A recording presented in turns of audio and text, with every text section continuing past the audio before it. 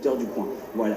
Et sur les fruits, parce que là, il y a de la cerise, il y a de la framboise, comment vous vous approvisionnez justement? Est-ce que vous faites appel à nos amis Jean-Christophe Leglantier ou à Thibaut Guillaume pour la fraise? Non, là par exemple, sur un bonbon dur, si on n'utilise pas des huiles essentielles, on ne peut pas arriver avec des plantes et des fruits. Là, on va arriver avec des arômes naturels qui vont être validés en biologique. Voilà, tout simplement. D'accord. Et donc, du coup, vous mélangez tout ça? Alors, pour faire simple, un bonbon, c'est du sucre, de l'eau. On fait fondre du sucre, on rajoute de l'eau. On va rajouter ce qu'on appelle le sirop de glucose, qui est l'anticristallisant du sucre.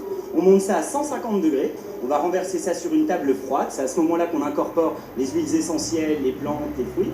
On va travailler cette pâte pendant 10 minutes, un quart d'heure. Ça va passer dans des petits rouleaux.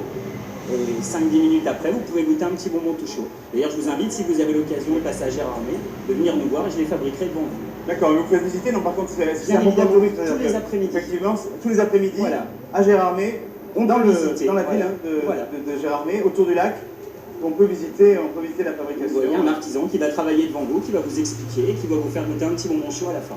Alors on peut trouver évidemment vos bonbons dans la boutique de Gérardmer, mais est-ce qu'il y a d'autres endroits où on peut les trouver? Oui, on a déjà 120 points de vente en France. Allez-y, allez-y. On a déjà 120 points de vente en France, à peu près. On a un site internet qui marche très très fort. Et voilà, et avec notre boutique, pour le moment, ça nous suffit. Alors on va là aussi les goûter. Est-ce qu'on peut donner ces bonbons-là à tout le monde, y compris aux enfants, ou est-ce qu'il y a des prescriptions? Alors pour les enfants, on a les petits gélifiés, c'est-à-dire que les enfants en dessous de 4 ans, on leur donne des petits gélifiés à la gare-à-gare. D'accord, à la gare-à-gare, pas trop sucrant. Voilà, ça va donner des textures de pâte de fruits.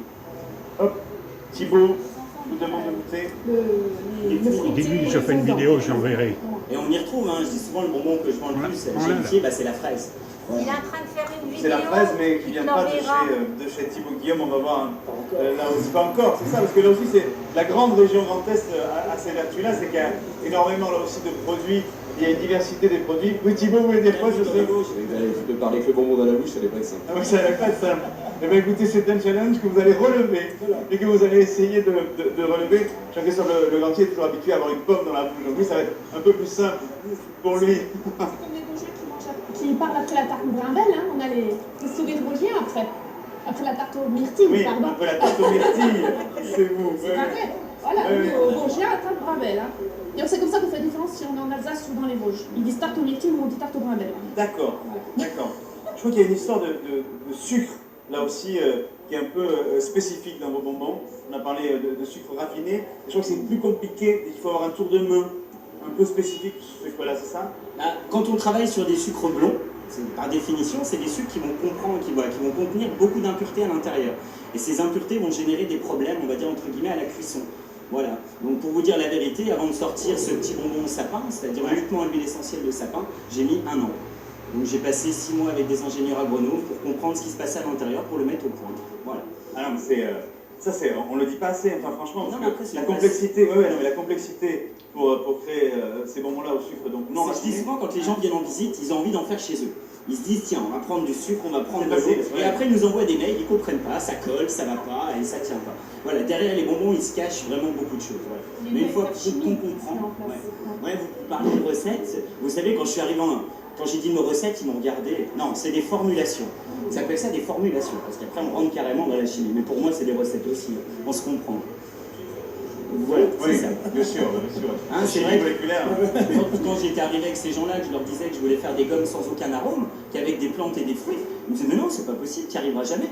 Je goûtais une gomme à la framboise, vous allez être surpris. Vous avez l'impression de manger une framboise, quoi.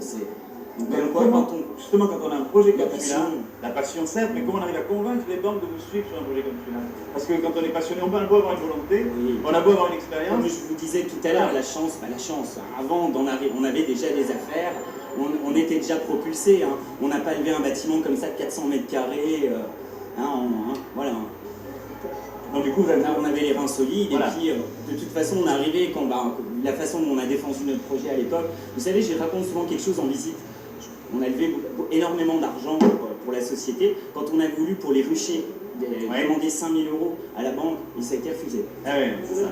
Bah oui, parce que l'agriculture, pour eux, c'est risqué. Voilà, donc on va où il y a... Il ne faut pas de risque.